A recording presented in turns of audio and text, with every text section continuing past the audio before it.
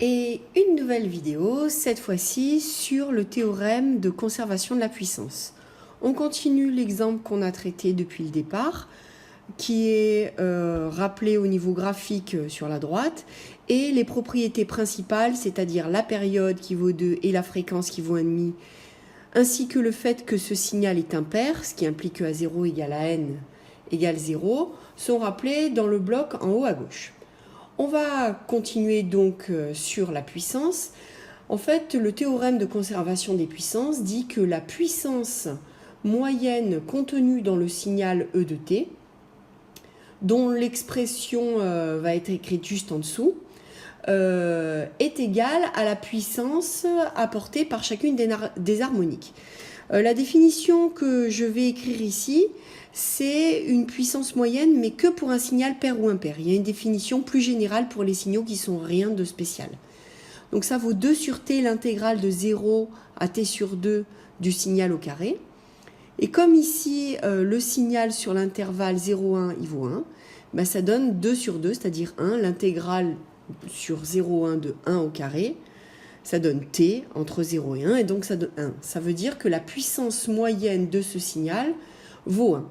Donc ça représente 100% de la puissance du signal. Et maintenant, on va écrire la puissance apportée par chacune des harmoniques. Donc chaque harmonique apporte un petit peu de puissance. Donc j'écris l'expression générale. Chaque harmonique apporte, donc la valeur moyenne apporte à 0 carré, et sinon toutes les autres harmoniques apportent 1 demi de an carré plus bn carré.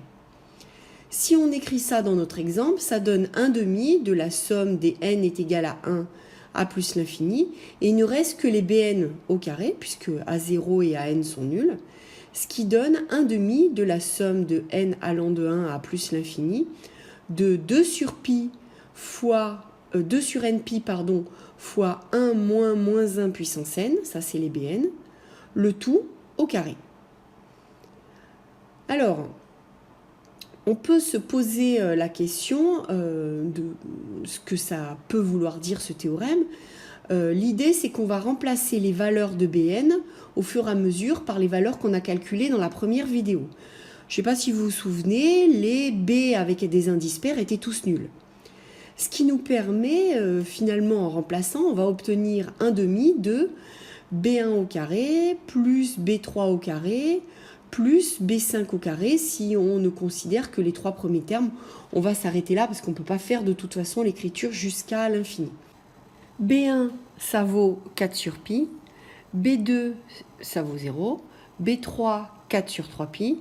Attention, on n'oublie pas de les mettre au carré, puisque c'est b1 au carré, b3 au carré, b5 qui vaut 4 sur 5 pi au carré aussi, et j'écris pas les autres termes parce que de toute façon je ne peux pas écrire jusqu'à l'infini, et toute cette somme jusqu'à l'infini doit être égale à 1, c'est-à-dire la puissance moyenne du signal, ce qui correspond à 100% de la puissance du signal.